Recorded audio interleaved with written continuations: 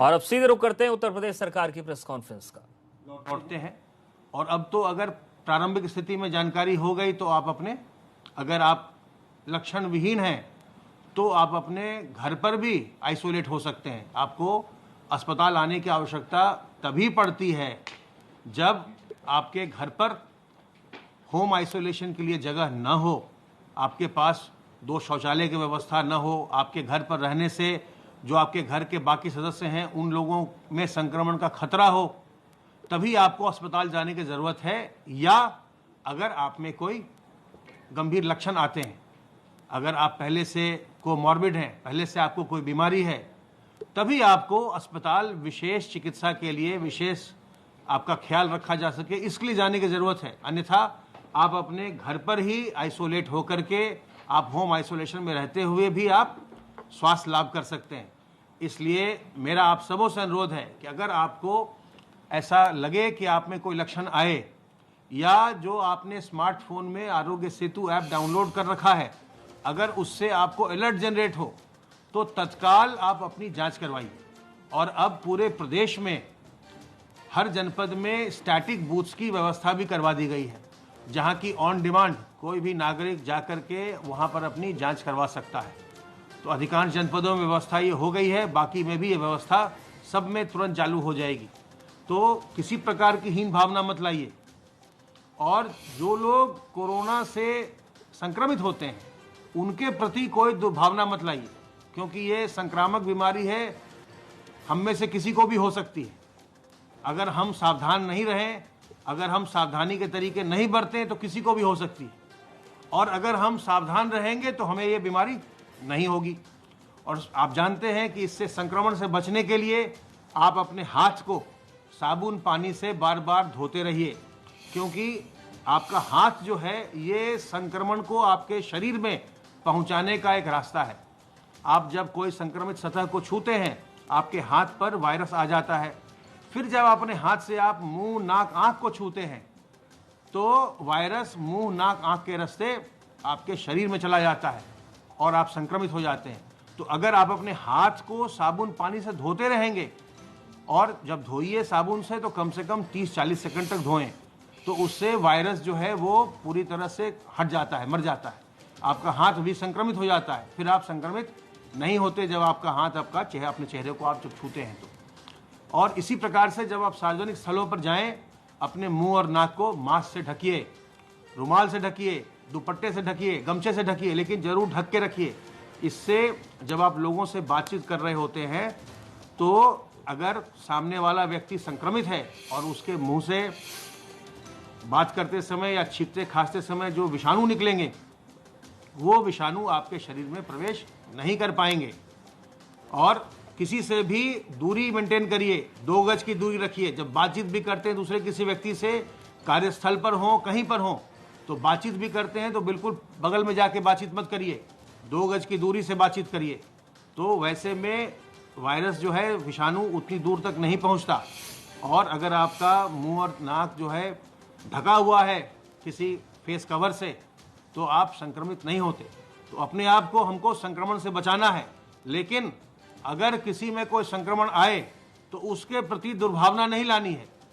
और जो लोग संक्रमण से वापस लौटे हैं, ठीक होकर के लौटे हैं, वो तो हमारे कोरोना चैंपियन हैं। उनका तो हमको स्वागत करना चाहिए। उससे उनको अपने इस बात को छुपाना भी नहीं चाहिए कि वो संक्रमित हुए थे। इसमें कोई लोक लज्जा या कोई शर्म की बात नहीं है। जो लोग स्वस्थ हो गए हैं उन्हें बल्कि और बताना चाहिए लोगों को कि सावधान रख के, सतर्क रहकर हमें बचना है, और वो दूसरों को समझाएं, क्योंकि उनमें अब संक्रमण का खतरा नहीं है। होम आइसोलेशन की सुविधा प्रारंभ हो गई है प्रदेश में, और इस समय तक जो हमारी सूचना है 3738 लोग होम आइसोलेशन में हैं। सर्वेलेंस के कार्य के अंतर्गत 36,421 इलाकों में सर्वेलेंस का कार्य हुआ, और 1,91,899 टीम दिवस के माध्यम से 1,38,07,273 घरों का, जिसमें 7,73,0206 लोग रहते हैं, इतना सर्वेलेंस किया गया है। और जो भी सर्वेलेंस में जो भी हमें ऐसे संदिग्ध केसेस मिलते हैं उनकी जांच की जाती है और बड़ी संख्या में जांच करवा के ही प्रदेश में संक्रमण को इस हद तक नियंत्रित रखा जा सका है कि आज भी हमारी पॉजिटिविटी रेट बहुत ज़्यादा नहीं है।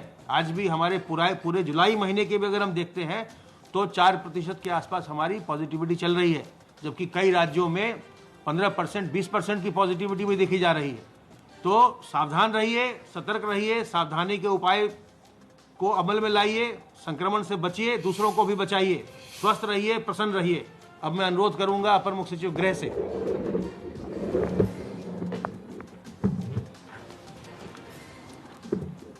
माननीय मुख्यमंत्री जी ने टेस्टिंग की जो क्षमता है उसमें लगातार वृद्धि के निर्देश दिए हैं। उन्होंने निर्देश दिया है कि जो 25 लाख से अधिक के जनपद हैं वहां पर प्रतिदिन 1,500 से अधिक एंटीजन की टेस्टिंग हो और जो 25,000 से कम वाले जनपद हैं वहां पर 1,000 से अधिक की टेस्टिंग हो। उन्होंने RT-PCR टेस्ट जो है 35,000 से ज़्यादा करने का निर्देश दिया है और इसी तरह ट्रूनेट से 2,500 से ज़्यादा टेस्ट करने का निर्देश दिया है और एंटीजन टेस्टिंग इस प्रकार करने का निर्देश दिया है कि 60-65 हज़ार हो जाए, जिससे 1 लाख प्रतिदिन की जो उपलब्धि हुई है उसको पूरा किया जा सके। उत्तर प्रदेश ने, जैसा अभी अपर मुख्य सचिव स्वास्थ्य ने बताया, 1,06,992 टेस्ट कल किए हैं। आज एक नई लैब जो है नोएडा में उद्घाटित की जा रही है। आदरणीय प्रधानमंत्री जी कर रहे हैं, माननीय मुख्यमंत्री जी उस कार्यक्रम में शामिल हो रहे हैं। इस उपलक्ष्य पर 1 लाख से अधिक टेस्ट करना ये एक कीर्तिमान है और मुख्यमंत्री जी ने कहा है इसको बनाए रखना है।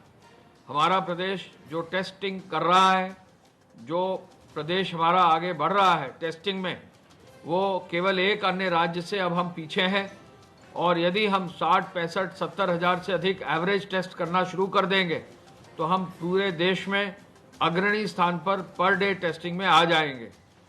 प्रदेश में टेस्टिंग के लिए मुख्यमंत्री जी ने यह भी निर्देश दिया है कि एंटीजन टेस्ट के लिए हर जनपद में व्यवस्था जब हो तो वहां पर व्यापक रूप से जगह जगह टेस्टिंग की टीम्स को ट्रेन किया जाए। कोई भी व्यक्ति इसमें अपना स्वतः भी टेस्ट करा सकता है। जब डोर टू डोर सर्वे हो तो साथ ही साथ जहां भी संदिग्ध कोई व्यक्ति मिले उसके लिए वहीं मौके पर ही टेस्टिंग अगर करा दी जाएगी तो बहुत अधिक समय में बचत होगी। तुरंत जो है लोगों को कोविड पॉजिटिव होने पर आइडेंटिफाई किया जा सकेगा। उनको जो राहत दी जानी है, हेल्थ एडवाइस दी जानी है, उनका जो मेडिकल सुपरविजन शुरू करना है वो शुरू हो सकेगा। पूरे प्रदेश में टेस्टिंग की इस क्षमता को और आगे बढ़ाने के लिए अब और भी नई लैब्स जो है मेडिकल एजुकेशन डिपार्टमेंट और मेडिकल एजुकेशन स्टैब्लिश कर रहा है। टेस्टिंग की क्षमता में वृद्धि से निश्चय ही लाभ इस प्रकार मिला है कि पूरे प्रदेश में अब हर जनपद में व्यापक रूप से टेस्टिंग की जा रही है। माननीय मुख्यमंत्री जी ने औद्योगिक विकास आयुक्त एवं अपर मुख्य सचिव स्वास्थ्य को कल 28 जुलाई को बरेली और मुरादाबाद जनपद जाने के लिए निर्देश दिए हैं। वहां की स्वास्थ्य सेवाओं को समीक्षा करने का निर्देश दिया है। मुख्य सचिव, अपर मुख्य सचिव चिकित्सा शिक्षा एवं अपर मुख्य सचिव ग्राम विकास एवं पंचायती राज को मंगलवार को आगरा और अलीगढ़ जाने के लिए निर्देशित किया है और मुख्य सचिव ने अभी कल ही परसों में कानपुर, प्रयागराज, मिर्जापुर और झांसी मंडलों का समीक्षा करके अपने निष्कर्ष दिए हैं। डोर टू डोर सर्वे के लिए, कॉन्टैक्ट ट्रेसिंग के लिए, संक्रमण की दृष्टि से संदिग्ध पाए जाने वाले व्यक्तियों का रैपिड एंटीजन टेस्ट, एम्बुलेंस की व्यवस्था, L1, L2, L3 अस्पतालों की व्यवस्था, मेडिकल कॉलेज में सभी चिकित्सालयों में डॉक्टरों के राउंड, होम आइसोलेशन आदि की जानकारी के लिए ये रिपोर्ट संबंधित वरिष्ठ अधिकारी फील्ड में जाकर देंगे। मुख्यमंत्री जी ने कोविड चिकित्सालयों की व्यवस्था के चुस्त दुरुस्त बनाने के लिए यह भी कहा है कि L1 में कम से कम 50% बेड पर ऑक्सीजन की व्यवस्था कराई जाए। L2 चिकित्सालयों में सभी बेड्स पर ऑक्सीजन रहे, कुछ अगर संभव हो तो वेंटिलेटर भी लगा दिए जाए और L3 बेड्स पर ऑक्सीजन और वेंटिलेटर की उपलब्धता जरूर हो जाए। टीवी कैमरे से, CCTV से जो है सभी की जो है निगरानी की जाए और हर हालत में कहीं भी किसी भी पेशेंट को कोई कठिनाई ना हो। L1, L2, L3 चिकित्सालयों में आवश्यकता अनुसार बेड में वृद्धि करने का भी निर्देश दिया है। कोविड फंड से वेंटिलेटर्स का क्रय कोविड से फ्रंट से जो है और भी जो नेजल फ्लो के लिए जो है रैपिड नेजल फ्लो के लिए भी जो मशीनें आती हैं उसका भी खरीदने का निर्देश उन्होंने दिया है। होम आइसोलेशन के मरीजों से निरंतर संवाद बनाया जाए। कंटेनमेंट जोन में होमगार्ड पीआरडी के जवान लगाए जाएं, एनसीसी के कैडेट लगाए जाएं और बचाव के लिए जागरूकता बढ़ाई जाए। ये निर्देश मुख्यमंत्री जी ने दिए हैं। जो माइग्रेशन के आधार पर लोग आए हैं उनको सेवा नियोजन कार्यालयों को सक्रिय करके उनको जो भी संबंधित राहत है वो देने का भी निर्देश दिया गया है। और सभी जनपदों में बाढ़ से जो है कार्य सुनिश्चित करने के लिए, बाढ़ के प्रति और जागरूक रहने के लिए, बाढ़ राहत के लिए और काम करने का निर्देश दिया है। कल 26 जुलाई को जो समीक्षा हुई है स्वच्छता अभियान की, उसके अंतर्गत 58,781 पंचायतों में कुल 1,20,000 राजस्व ग्रामों में जो अभियान दिवस में एक सफाई अभियान चलाया गया वो 81,476 गांव में चलाया गया और करीब 1,23,445 आदमी इनमें नियुक्त किए गए।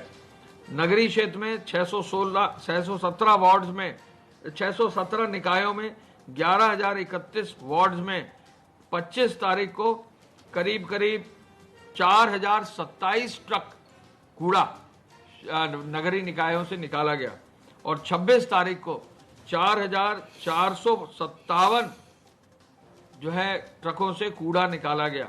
ये बहुत बड़ी संख्या में कूड़ा नगरीय क्षेत्रों से हटाया गया है।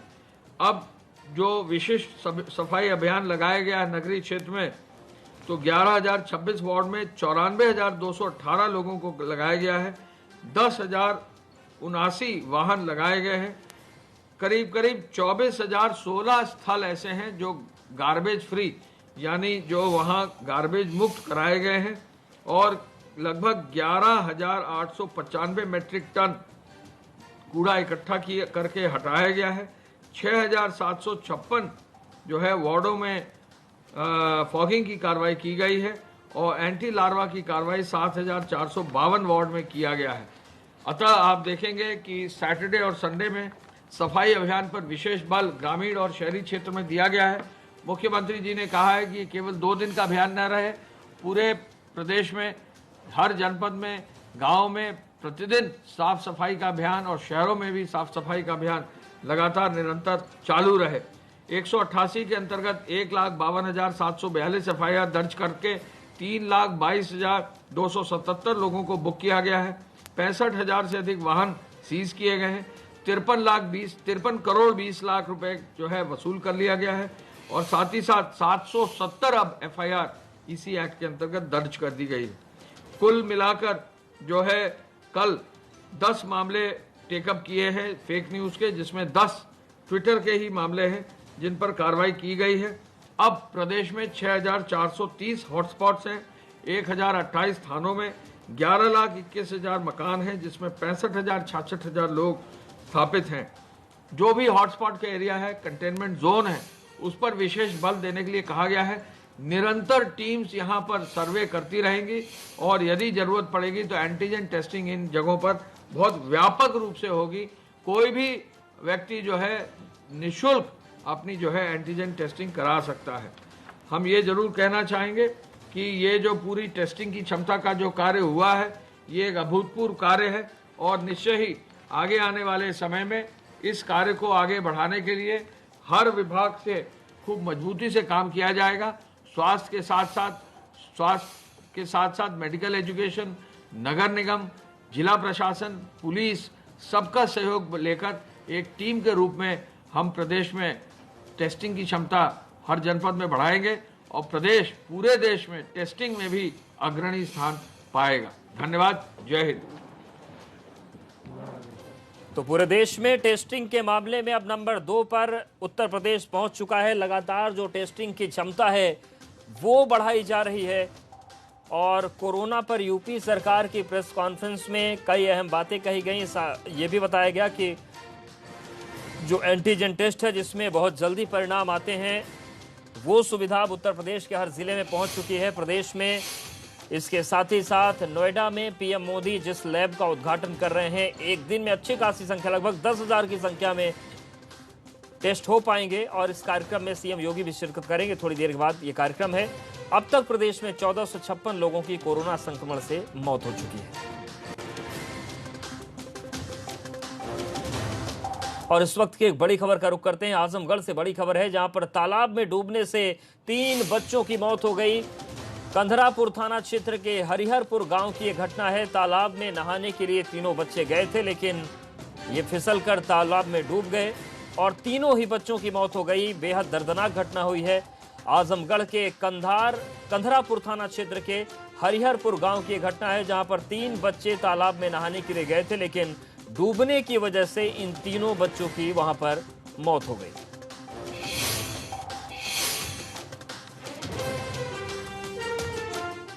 और जौनपुर में एक युवक की पिटाई का वीडियो वायरल हो रहा है। पूरा मामला बरसठी थाना क्षेत्र का है। बताया जा रहा है कि प्रेम प्रसंग का यह मामला है। जानकारी के मुताबिक युवक अपनी प्रेमिका से मिलने आया था, तभी ग्रामीणों ने पहले इस युवक को बंधक बनाया और फिर उसके बाद अर्धनग्न करके युवक की जमकर पिटाई कर दी। फिलहाल पुलिस ने वायरल वीडियो के आधार पर जांच शुरू कर दी है। वहीं खबर यह भी है कि पुलिस ने दोनों पक्षों को बुलाकर समझौता करा दिया है।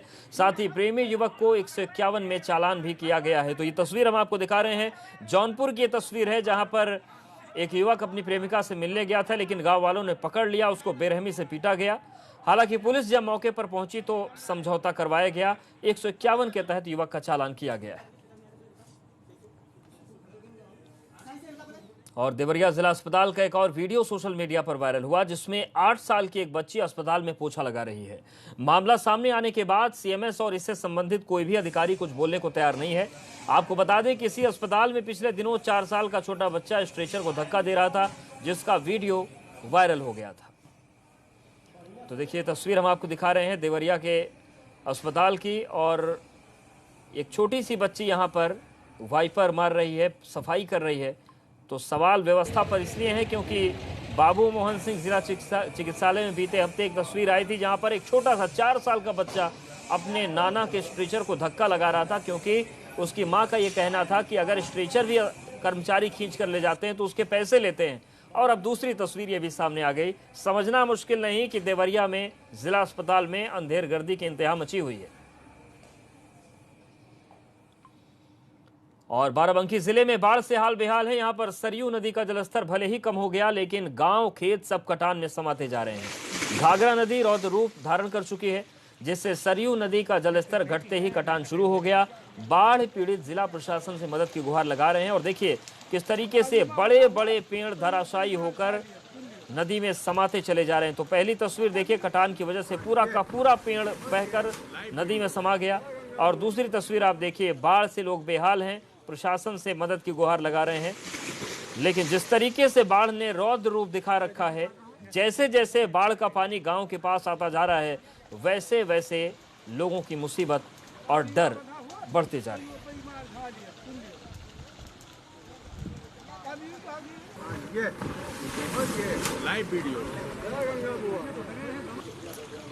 और अपनी खास पेशकश का रुख करते हैं सकल काज रामराज।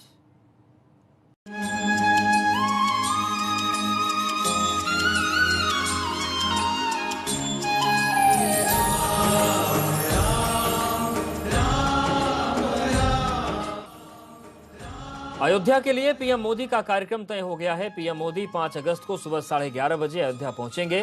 कार्यक्रम में कुल 200 मेहमान होंगे। 50 साधु संत, 50 अधिकारी नेता और ट्रस्ट के लोग, 50 देश के गणमान्य लोग होंगे। तो पीएम का अयोध्या कार्यक्रम फाइनल हो गया। सुबह 11:30 बजे पहुंचेंगे अयोध्या। कुल 200 मेहमान शिरकत करेंगे। साकेत कॉलेज में पीएम का हेलीकॉप्टर लैंड करेगा। पीएम हनुमानगढ़ी और राम जन्मभूमि भी जाएंगे। भूमि पूजन के बाद प्रधानमंत्री संबोधित करेंगे।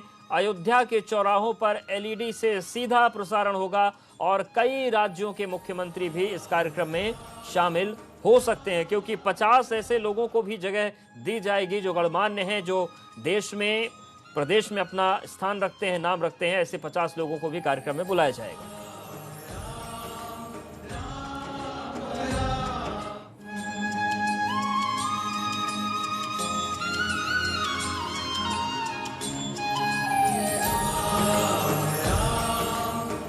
और अयोध्या के बाईपास का निर्माण और सौंदर्यीकरण भी किया जाएगा, जिसके लिए 55 करोड़ रुपए का बजट रखा गया है। और इस राशि से भगवान श्री राम की जन्मभूमि अयोध्या में NHAI 2 तरह के काम करेगा। केवल अयोध्या में आवागमन सुगम इससे नहीं होगा, बल्कि श्री राम की जन्मभूमि का सौंदर्यीकरण भी हो जाएगा।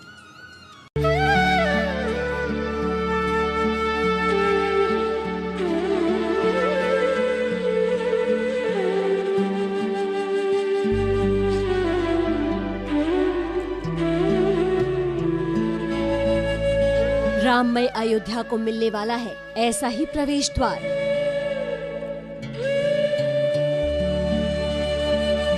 भगवान राम की नगरी में जब आप दाखिल होंगे, तब हाईवे से पूरी तरह राममय हो जाएंगे।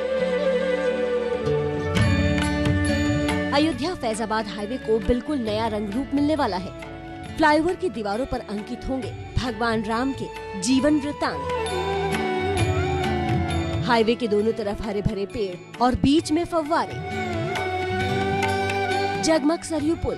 ये तस्वीरें कुछ ऐसी ही अयोध्या का खाका आपके दिलो दिमाग में खींच देंगी, जैसी अयोध्या का वर्णन आपने गोस्वामी तुलसीदास की रामचरितमानस और महर्षि वाल्मीकि की रामायण में पढ़ा, सुना और देखा होगा।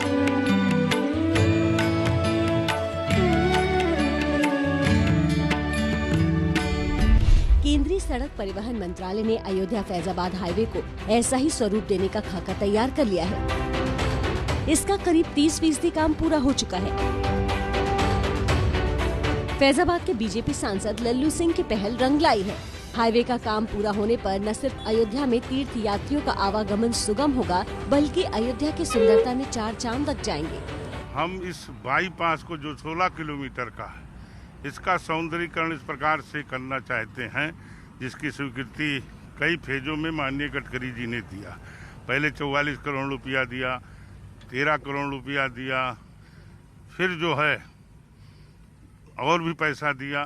कुल मिलाकर के 100-125 करोड़ रुपया यहाँ पर गडकरी जी ने दिया।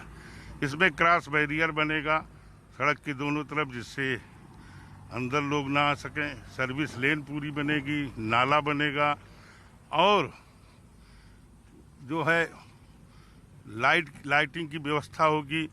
साथ ही साथ भगवान राम के जीवन चरित्र से संबंधित बहुत सारी मूर्तियां उस पर लगेंगी, फव्वारे लगेंगे और जो ओवर ब्रिज हैं जगह जगह पर, उनकी चित्रकारी के द्वारा उस रामायण कालीन बहुत सारे दृश्यों को भी दर्शाने का काम होगा।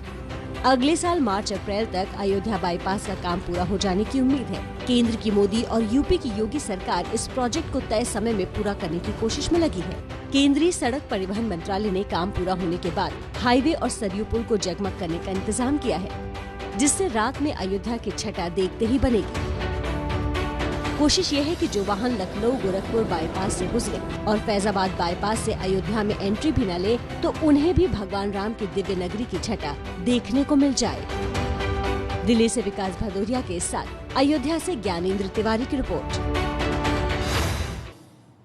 और इस वक्त की बड़ी खबर का रुख करते हैं। बर्रा कांड को लेकर बड़ी खबर है। संजीत के परिजनों से प्रियंका गांधी ने बात की है। प्रियंका गांधी ने पीड़ित परिवार को सांत्वना दी और संजीत के अपहरणकर्ताओं ने हत्या कर दी थी। कांग्रेस नेताओं ने फोन पर प्रियंका गांधी वाड्रा की बात कराई है। संजीत यादव, जिनका अपहरण 22 जून को हुआ था, लेकिन अपहरणकर्ताओं ने उनकी हत्या कर दी थी। इस पूरे मामले में जिस तरीके से कानपुर पुलिस फेल हुई और यूपी की कानून व्यवस्था पर सवाल उठे, प्रियंका गांधी ने परिजनों से बात की है। प्रभात हमारे साथ जुड़ गए। प्रभात, क्या जानकारी है, क्या कुछ बातचीत में प्रियंका ने कहा है परिवार से?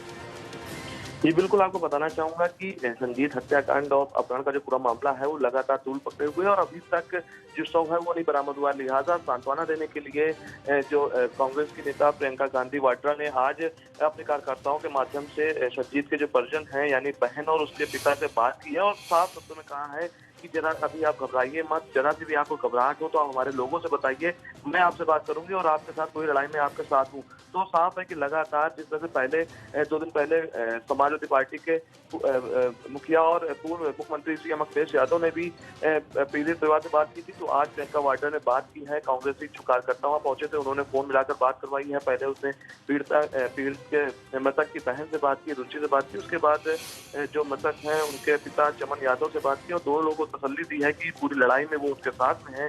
कभी कोई तकलीफ होती है तो वो उनके साथ खड़े हुए हैं और उनके जो कार्यकर्ता हैं वो हर समय उनके साथ कंधा से कंधे मिलाकर मौजूद रहेंगे और खड़े रहेंगे। जी, शुक्रिया प्रभात जानकारी के लिए, अपडेट्स के लिए।